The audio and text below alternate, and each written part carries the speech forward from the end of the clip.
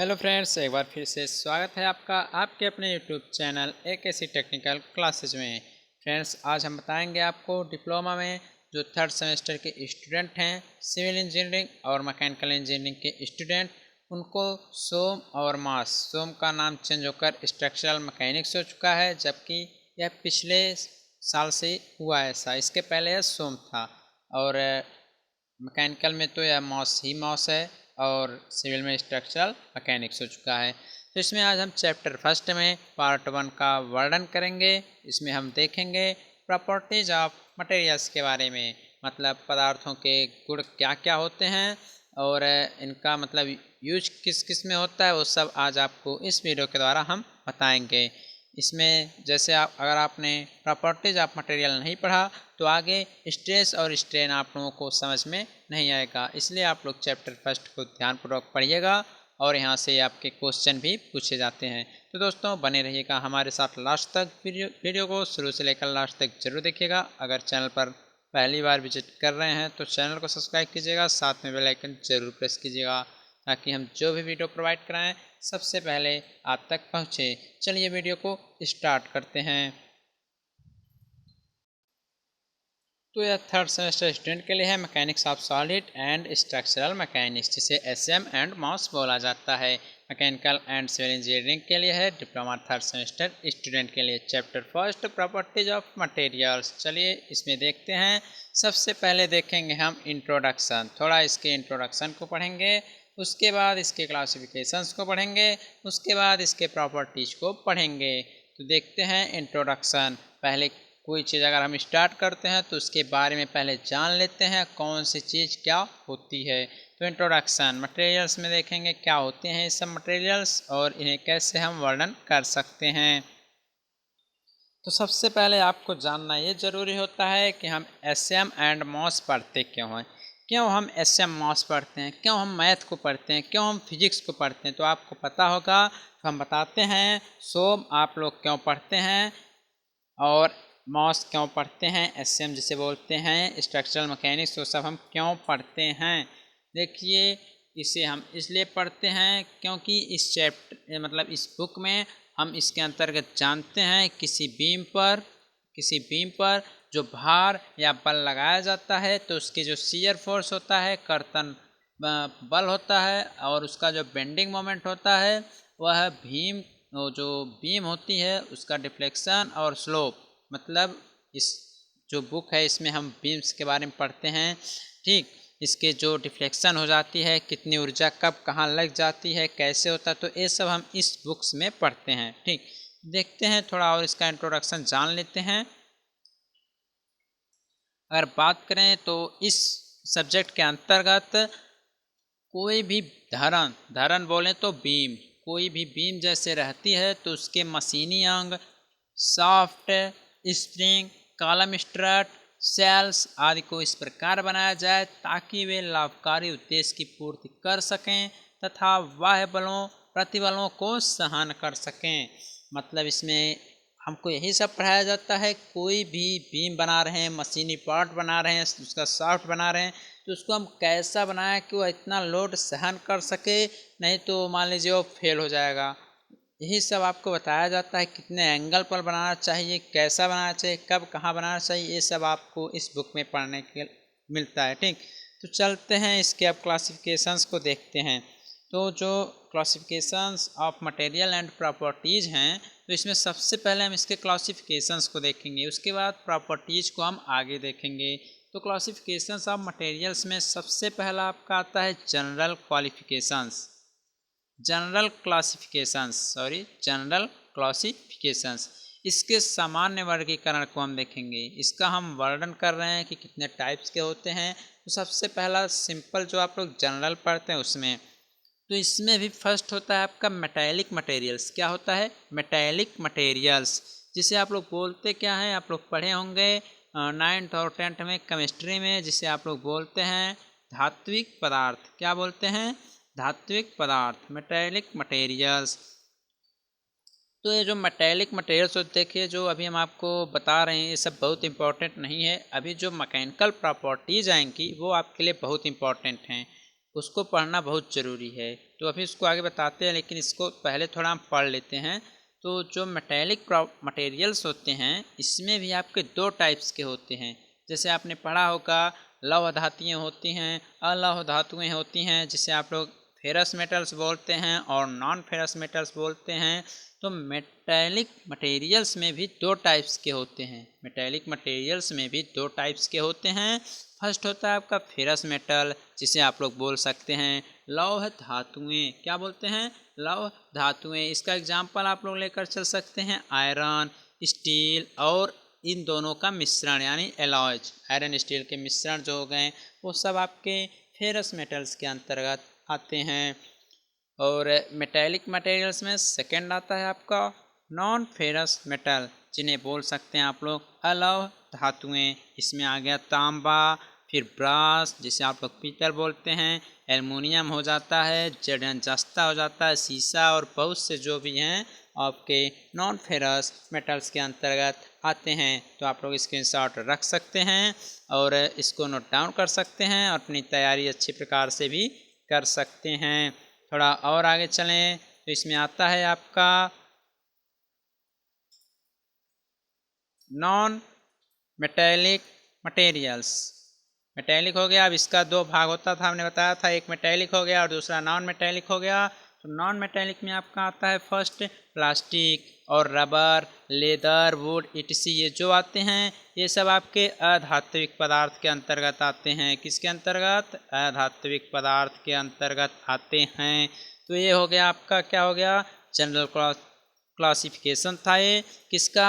Materials का। तो classification हमने पढ़ लिया। अब हम आगे बात करेंगे किसकी? प्रॉपर्टीज की। तो आइए देखते हैं प्रॉपर्टीज की।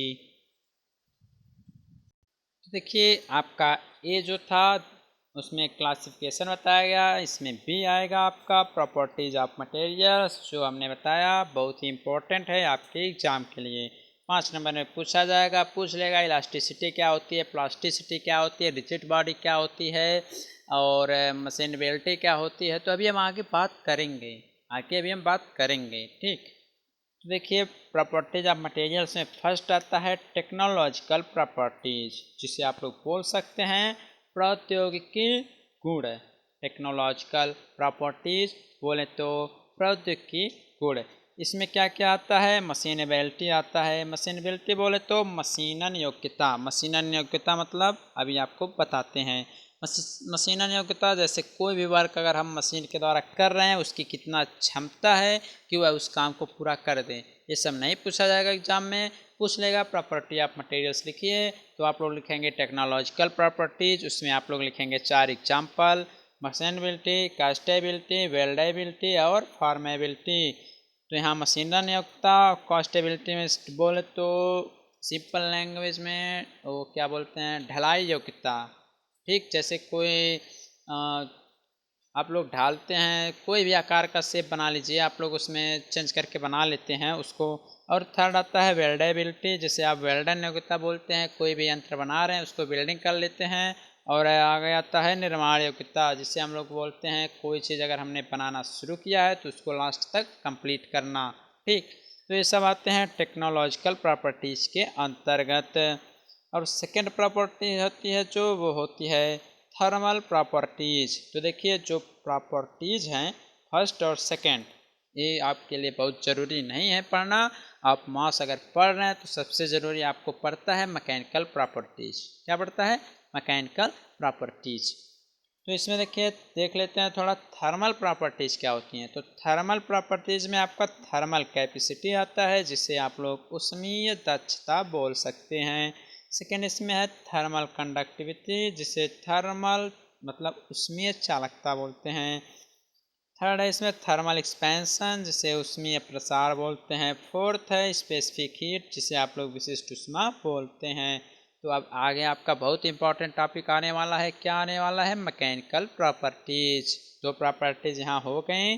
थर्ड प्रॉपर्टी आता है आपका मैकेनिकल प्रॉपर्टीज। क्या आता है? मैकेनिकल प्रॉपर्टीज, जिसे आप लोग बोल सकते हैं यांत्रिक गुण। क्या बोल सकते हैं? यांत्रिक गुण बोल सकते हैं, यानी मैकेनिकल प्रॉपर्टीज।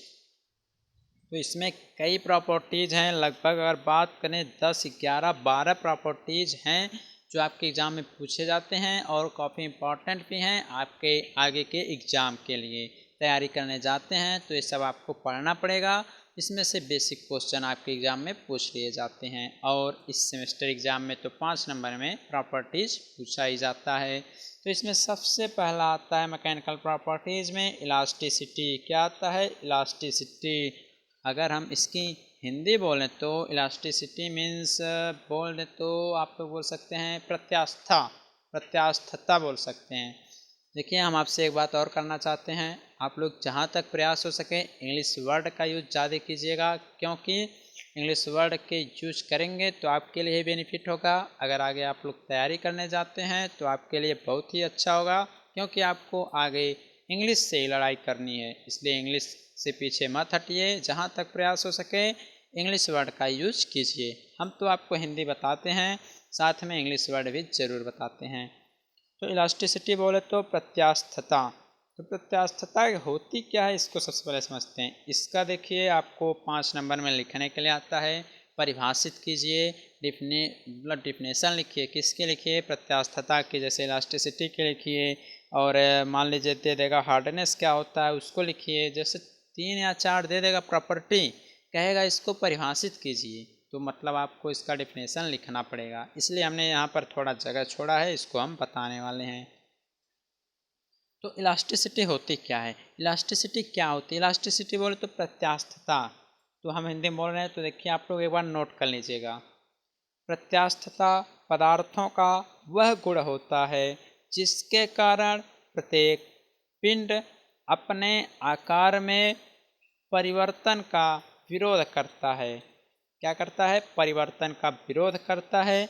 और जैसे ही आकार में परिवर्तन करने वाले बलों को हटा लिया जाता है तो जो पिंड होता है वह अपने प्रारंभिक आकार में वापस आ जाता है। ठीक, तो क्या हुआ? मतलब कोई ऐसा पदार्थ रहे, आप लोग नोट डाउन कर चुके होंगे।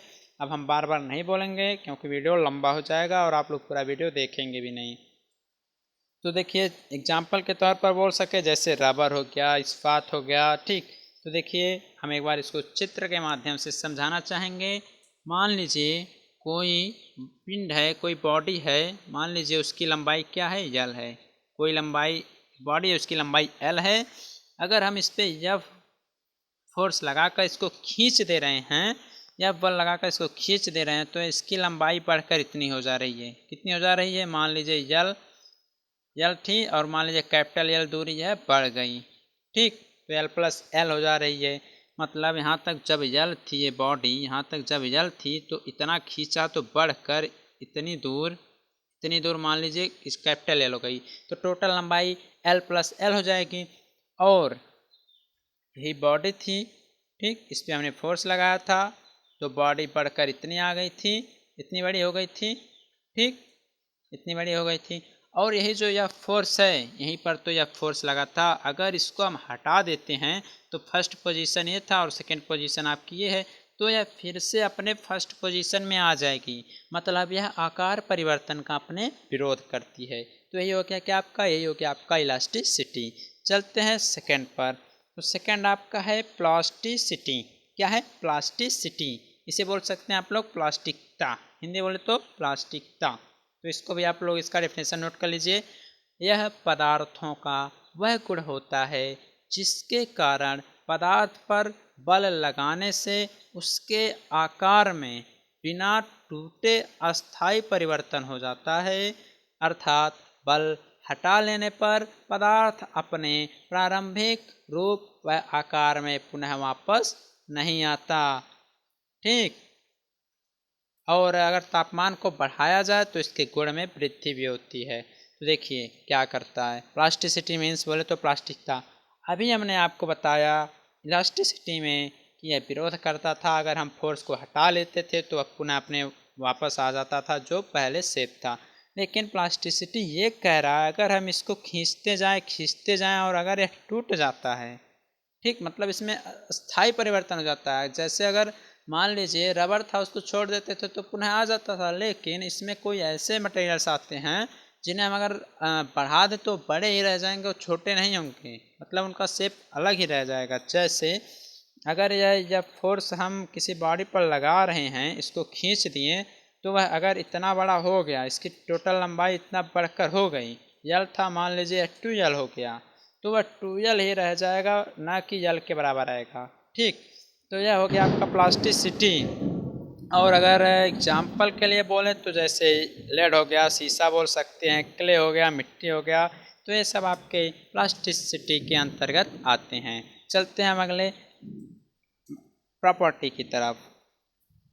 देखिए अगला हमारा है थॉनेस। क्या है थॉनेस? जिसे आप लोग बोल सकते हैं कड़ापन या चीमड़पन। हम आपको हिंदी बताते चल रहे हैं क्योंकि हिंदी मीडियम के स्टूडेंट ज़्यादा होते हैं, उनको इंग्लिश समझ में नहीं आती। लेकिन आप लोग इंग्लिश से डरिए मत, इंग्लिश से लड़िए। जिस प्रकार आप लोग इस समय कोरोना से लड़ रहे हैं, उसी प्रकार इंग्लिश से भी लड़ना सीख लीजिए। तो आइए बात करते हैं हम, वो क्या बोलते हैं, कड़ापन या चीमड़पन। तो देखिए कड़ापन या चीमड़पन के गुण के कारण पदार्थ टूटने से पहले झटकों या धक्कों का विरोध करता है तथा इस गुण के कारण ही पदार्थ बेंड और ट्विस्ट की का भी विरोध करते हैं। अब बताइए इसमें क्या आता है। जैसे कह ये रहा है कि इसमें टूटने से पहले जो है झटकों का और धक्कों का विरोध करते हैं।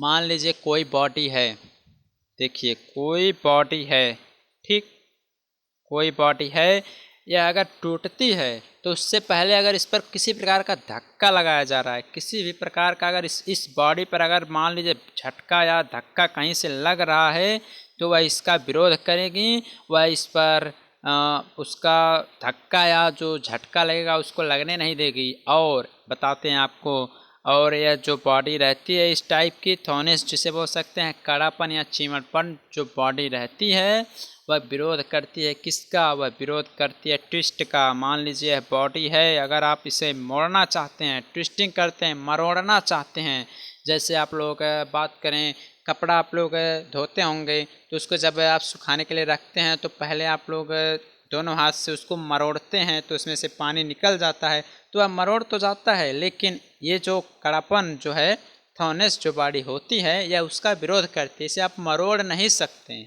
इसे आप लोग मरोड़ नहीं सकते। कपड़े को तो आप मरोड़ लेंगे, पानी निकल जाएगा उसमें से, लेकिन ये जो बॉडी है कड़ेपन के कारण आप इसे मरोड़ भी नहीं सकते। ठीक, और यह टूटने से पहले धक्के को भी नहीं खाएगी। तो ये जो आती हैं ये सब आती हैं कड़ापन थॉनेस के अंतर्गत।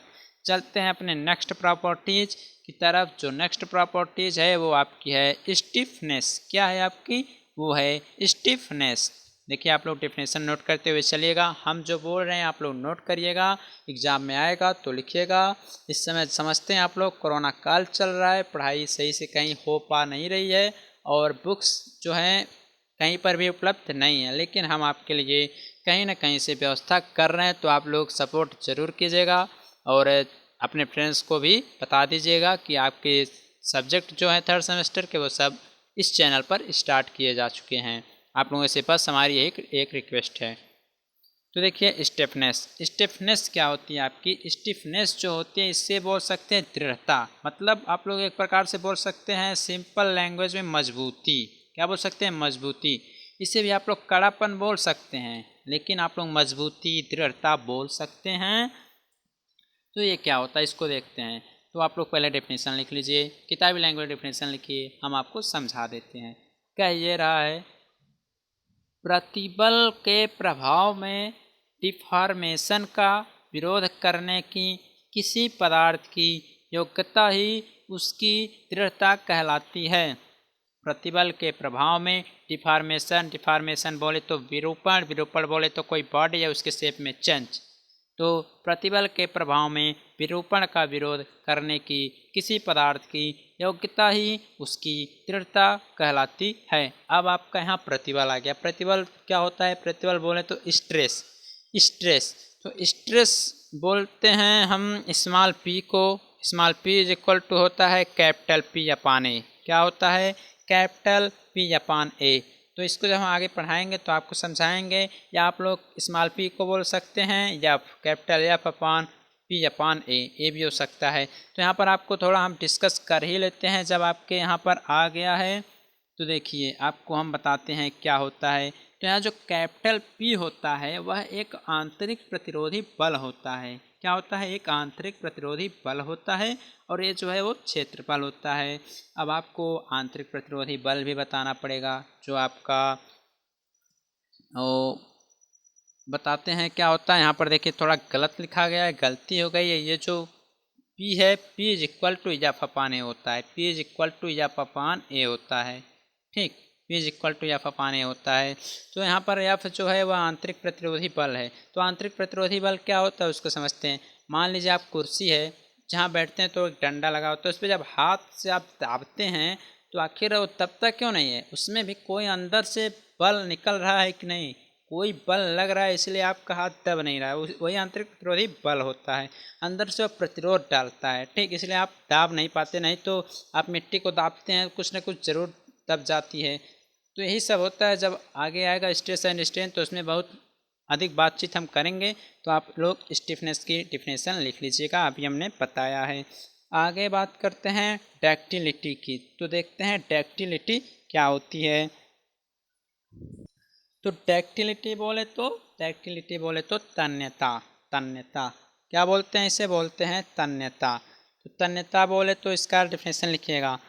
इस गुण के कारण पदार्थ के पतले तार खींचे जा सकते हैं। अगर किसी भी मटेरियल्स में यह गुण पाया जाता है तो उसके हम पतले पतले तार खींच सकते हैं। एग्जाम्पल के लिए आप लोग बोल सकते हैं सोना, तांबा, चांदी, लोहा, एल्युमिनियम आदि। यही जो हैं ये सब आपके तन्यता के गुण पर आधारित रहते हैं। तो ये हो गया आपका डक्टिलिटी। आगे बात करते हैं मैलेबिलिटी। मैलेबिलिटी तो मैलेबिलिटी क्या होता है इसको हम जरा पढ़ते हैं। मैलेबिलिटी तो देखिए जो मैलेबिलिटी होता है और डक्टिलिटी जो होता है ये दोनों लगभग सेम होते हैं। डक्टिलिटी में हम तार जो बनाते हैं वह खींच कर बनाते हैं, उसे खींचा जाता है प्रेशर के द्वारा, तब तार हमारे बनते हैं। और जो मैलेबिलिटी में होती है इसे हम पीट पीट कर बनाते हैं। किसी यंत्र से हम कोई जैसे सोना है आपका और तांबा हो गया, चांदी हो गया, एल्युमिनियम हो गया, तो इस मैलेबिलिटी के अंतर्गत हम उसे पीट पीट कर बनाते हैं तार के रूप में। और डक्टिलिटी में खींच कर बनाते थे प्रेशर के द्वारा, लेकिन इसमें पीट पीट कर बनाते हैं। तो इसका डेफिनेशन लिख लीजिए। और मैलेबिलिटी का हिंदी होता है कुट्यता या आघात वर्धनीयता। तो डेफिनेशन लिखिए। इस गुण के कारण पदार्थ को पीट कर बिना चटके उसे पतली चादर के रूप में बदला जा सकता है। फॉर एग्जाम्पल बोल सकते हैं आप लोग पीतल, तांबा, सोना, चांदी आदि। या तो आप लोग एक अन्य प्रकार से बोल सकते हैं, अगर पीतल, तांबा, सोना, चांदी आदि को अगर पीटकर अथवा कंप्रेशन फोर्सेस द्वारा मतलब संपीड़न बलों द्वारा रोलर्स के बीच से गुजार कर चादर का रूप दे दिया जाए अथवा दाब लगाकर बिना चटके किसी भी आकार में बदला जा सकता है। मतलब आप लोग वही हुआ कि आप लोग इसे पीट पीट कर तार के रूप में बनाते हैं। यही होता है आपका मैलेबिलिटी। आगे चलते हैं हार्डनेस। तो हार्डनेस आप लोग बहुत बार सुने होंगे, हार्डनेस आप लोग बोलते भी होंगे। हार्डनेस क्या होता है तो आइए देखते हैं। हार्डनेस मीन्स बोले तो कठोरता। हार्डनेस मीन्स बोले तो आपका होता है कठोरता। कठोरता क्या होता है कैसे आप लोग जानेंगे तो आइए हम समझाते हैं। तो आप लोग डेफिनेशन लिखिए। कठोरता के गुण के कारण पदार्थ कटने, घिसने या खुरचे जाने का विरोध करता है। ठीक, तो यही हो गया कि आप लोग कोई वस्तु कोई अगर मटेरियल कठोरता के हार्डनेस कैसे होगी। अगर आप किसी मटेरियल पर किसी यांत्रिक से मतलब किसी मैकेनिकल यंत्र से अगर आप प्रहार कर रहे हैं, उसे आप काटना चाहते हैं, पीटना चाहते हैं, खुरचना चाहते हैं, तो उसमें कोई भी चेंज नहीं हो रहा है, तो वह क्या है, वह उसके उस मटेरियल के हार्डनेस की प्रॉपर्टीज़ है। ठीक, तो वही आपकी हार्डनेस होती है। और इसे हम कैसे माप सकते हैं, आपको जब आप लोग का कॉलेज खुल जाएगा तो लैब कराया जाएगा, हो सकता है ना भी कराया जाए। तो वह जो कठोरता मापते हैं हम लोग, उसका परीक्षण हम लोग किसके द्वारा करते हैं, ब्रेनल हार्डनेस टेस्ट के द्वारा। किसके द्वारा? ब्रेनल हार्डनेस टेस्ट। यह आपके एग्जामिनर आपसे पूछ सकते हैं कि ब्रेनल हार्डनेस टेस्ट है तो उससे हम क्या करते हैं, तो उससे किसी मटेरियल के हम हार्डनेस को मापते हैं। ठीक, तो ये हो गया आपका हार्डनेस। चलते हैं आगे की तरफ। तो आपका अगला है ब्रिटलनेस। क्या है? ब्रिटलनेस। ये क्या होता है, इसको भी ज़रा समझाते हैं। ब्रिटलनेस बोलते हैं जैसे हिंदी लैंग्वेज में भंगुरता। ब्रिटलनेस बोले तो भंगुरता। ठीक, तो ये क्या होता है, तो आप डेफिनेशन लिखिए। इस गुण के कारण पदार्थ पर चोट लगाने से वह बिना किसी खराबी उत्पन्न किए हुए टुकड़े टुकड़े में टूट जाता है, जैसे वो चटक जाता है। ब्रिटलनेस यही होता है। जैसे मान लीजिए कोई मटेरियल है, आप उस पर चोट कर रहे हैं, उसे पीट रहे हैं, तो वह बिना मतलब उसमें बिना कुछ खराबी हुए वो या तो चटक जाएगा या तो वह चूकड़ा मतलब टुकड़ा टुकड़ा हो जाएगा। ये नहीं जैसे लोहे पर पीट रहे हैं तो लोहा टेढ़ा हो गया, ईंट पर पीट रहे हैं तो ईंट आपका फूट जाएगा, आधा इधर जाएगा उधर। लेकिन ये जो है, अगर आप कोई मटेरियल्स है उस पर एक समान रूप से प्रहार करें तो वह टुकड़े टुकड़े में हो जाएगा अथवा चटक जाएगा। इससे हम बोलते हैं ब्रिटलनेस। एग्जाम्पल के लिए आपका लेड ले लीजिए, शीशा, और जो आप लोग पढ़ते थे पहले बचपन में, अब तो मार्कर हो गया, नहीं तो पहले चाक से जब लिखा जाता था तो उस पर पीटते थे तो वह चूर्ण के रूप में हो जाता था, एकदम चूर्ण हो जाता, तो वो भी इसी के अंतर्गत आता है। तो ये हो गया आपका ब्रिटलनेस। अगला हमारा है फ्लेक्सिबिलिटी। क्या है? फ्लेक्सिबिलिटी। इस वर्ड को ध्यान में रखिएगा, फ्लेक्सिबिलिटी, क्योंकि हर चैप्टर में इस वर्ड का यूज है फ्लेक्सिबिलिटी का। किसका? फ्लेक्सिबिलिटी। तो देखते हैं फ्लेक्सिबिलिटी होती क्या है। तो फ्लेक्सिबिलिटी बोले तो नम्यता। क्या बोलते हैं? नम्यता। फ्लेक्स। फ्लेक्स बोले तो कोई बीम होती है, मान लीजिए बनी हुई है, वह झुक जाती है, नम्य हो गई। ठीक, पाइप है लिए उसको मोड़ देते हैं, आप लोग मोड़ देते हैं ना, तो उसका डिफिनेशन भी तो समझ लीजिए। तो इस गुण के कारण पदार्थ को बिना टूटे किसी चाप में मोड़ा जा सकता है। मान लीजिए कोई खोखली पाइप है, उसे आप मोड़ देंगे लेकिन वो टूटेगी नहीं। अब ज़्यादा फोर्स लगा देंगे या उसके जितना उसके लिमिट है उससे ज़्यादा जब आप फोर्स लगा देंगे तब तो टूट ही जाएगी, लेकिन आप लोग उसे आसानी से मोड़ देंगे। कोई बीम है, देख लीजिए 8 साल 10 साल, अगर उस पर ही सारा लोड अगर आ जाए, आपके घर का पूरा लोड अगर उसी पर आ जाए और कोई बीम ना रहे, तो अगर वह अच्छी प्रकार से मजबूती के साथ नहीं बनी है तो वो भी लचक जाएगी, मतलब टेढ़ी हो जाएगी किसी चाप पर। ठीक, किसी आर्क पर वो भी नम्य हो जाएगी, फ्लेक्स हो जाएगी। तो ये सब आपको हम बताएंगे जब चैप्टर्स में आपके आएंगे। तो ये सब प्रॉपर्टीज आपको क्यों बताया जा रहा है? अभी हमने आपको बताया मास में आप पढ़ते क्या हैं? प्रॉपर्टी पढ़ते हैं, मैकेनिकल प्रॉपर्टी पढ़ते हैं। कोई भी आपका यंत्र है उसकी मैकेनिकल प्रॉपर्टी के लिए आप लोग मास में पढ़ते हैं। तो पहले चैप्टर में प्रॉपर्टी है, उसके बाद इसके नाम से आपका चैप्टर बनाया गया है, इसलिए हम पहले कुछ डिस्कस कर ले रहे हैं, उसके बाद आगे आपको पढ़ाएंगे। तो गाइस, ये था आपका फर्स्ट पार्ट। सेकेंड पार्ट में मिलेंगे, कुछ अन्य प्रॉपर्टीज बची हुई हैं वो सब आपको बता दिया जाएगा। आप लोग अपने फ्रेंड्स को बता दीजिए, शेयर कर दीजिए और अपने कॉलेज ग्रुप में भी शेयर कर दीजिएगा। और अगर यह टॉपिक समझ में सभी आए हों तो चैनल को सब्सक्राइब किए ही होंगे, अगर नहीं किए हैं तो सब्सक्राइब कर लीजिएगा और इस वीडियो को लाइक कमेंट शेयर ज़रूर कर दीजिएगा।